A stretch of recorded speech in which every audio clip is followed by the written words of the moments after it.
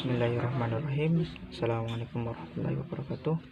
Ya, di sini perkenalkan, nama saya Hilmi Fatur Rasid, kelas 3 PAIB dengan NIM 21411040299 yang akan menjawab pertanyaan atau soal UTS mata kuliah sumber belajar PAI berbasis multimedia.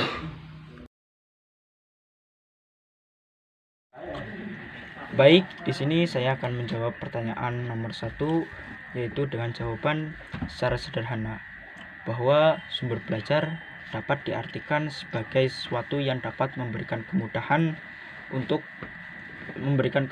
kepada peserta didik untuk memperoleh informasi atau pengetahuan, pengalaman, dan keterampilan dalam proses belajar mengajar. Sumber belajar dalam kegiatan pembelajaran tidak terbatas hanya berpatokan kepada buku saja. Akan tetapi, sumber belajar dapat berupa pesan, orang, alat, maupun bahan serta lingkungan yang dapat mendukung proses pembelajaran. Pembelajaran sendiri merupakan proses yang membutuhkan berbagai sumber daya, yaitu untuk menunjang keberhasilan dalam belajar maupun sumber keberhasilan untuk mencapai tujuan. Salah satu yang dapat mengubah diri seseorang agar menjadi manusia yang lebih baik adalah sumber belajar yang seperti membedakan hal yang baik menjadi hal yang buruk, atau begini, menilai hal yang baik dan hal yang buruk. Dengan demikian, sumber belajar sebagai komponen media pembelajaran adalah suatu sumber belajar atau media yang dibuat terlebih dahulu agar dalam kegiatan proses pembuatan, pemilihan, dan pemanfaatan dapat disatukan ke dalam sistem pembelajaran yang efektif dan efisien, agar dapat mewujudkan proses belajar yang terkontrol dan berarah tujuan. Baik, untuk menjawab pertanyaan nomor 2 yaitu adalah macam-macam sumber belajar. Macam-macam sumber belajar itu ada 6.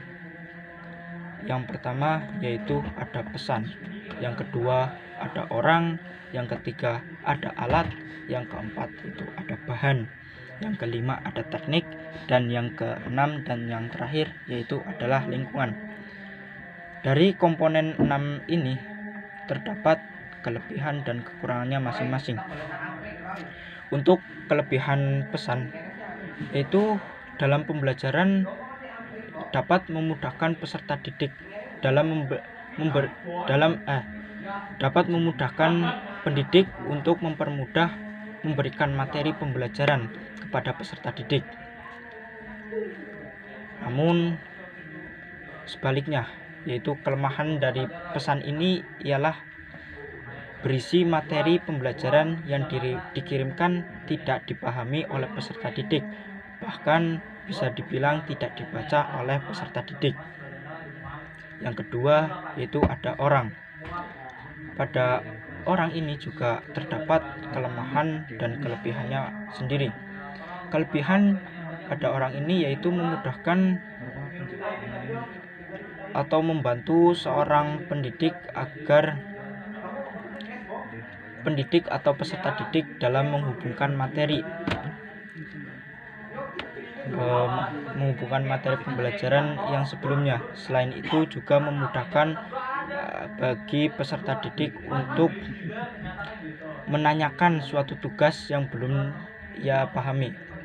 Sedangkan kebalikannya, yaitu kekurangannya, adalah menjadikan peserta didik menjadi lebih cepat bosan dan menjadi tidak efektif penyampaiannya jika terlalu banyak audiens. Yang ketiga yaitu adalah bahan. Bahan di sini kelebihannya yaitu adalah berbasis material, yaitu yang menumbuhkan minat belajar peserta didik, karena pelajaran menjadi lebih menarik. Misalnya jika menggunakan transparansi slide, audio maupun video.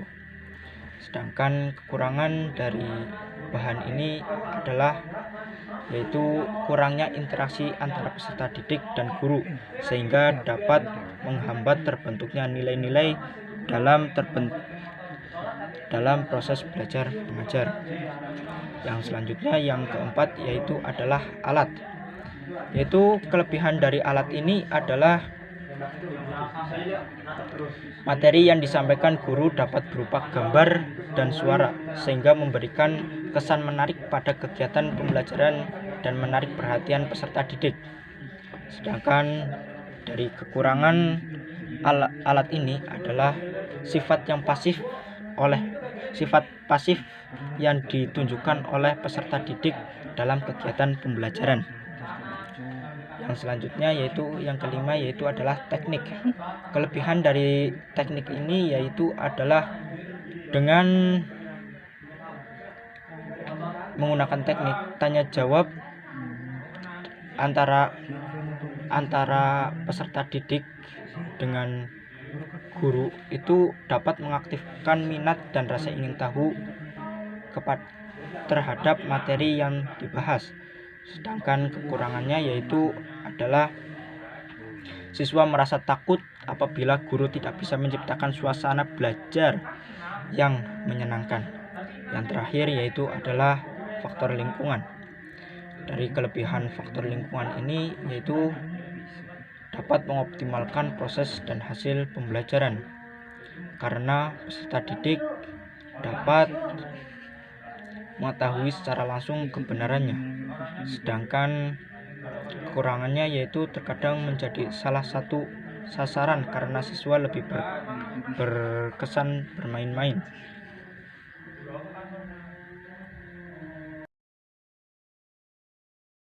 Ya, bismillah.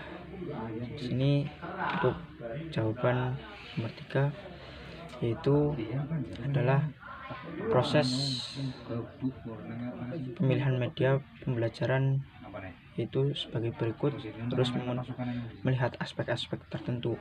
Yang pertama yaitu jelas dan rapi. Media pembelajaran yang baik harus jelas dan rapi dalam tampilannya, mencakup layout atau pengaturan format sajian, suara, tulisan, dan ilustrasi gambar.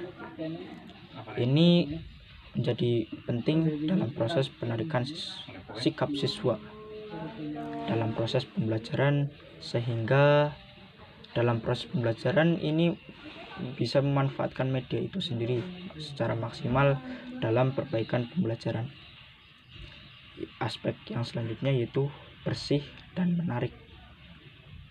Bersih dalam artian tidak ada gangguan yang tidak perlu dalam tampilan media pembelajaran, mencakup pada teks, gambar, suara, maupun video. Media yang tidak menarik akan menurunkan motivasi belajar pada siswa atau pada peserta didik. Media pembelajaran harus disesuaikan dengan jumlah sasaran, karena media pembelajaran yang diperuntukkan untuk kelompok besar belum tentu cocok digunakan dengan kelompok kecil atau perorangan. Relevan dengan topik yang diajarkan, bahwa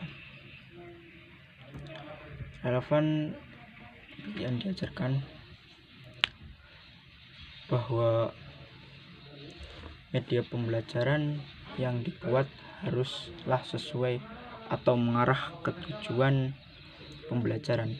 Tujuan instruksional dalam pembelajaran media ditetapkan yang secara umum mengacu pada salah satu dari 3 ranah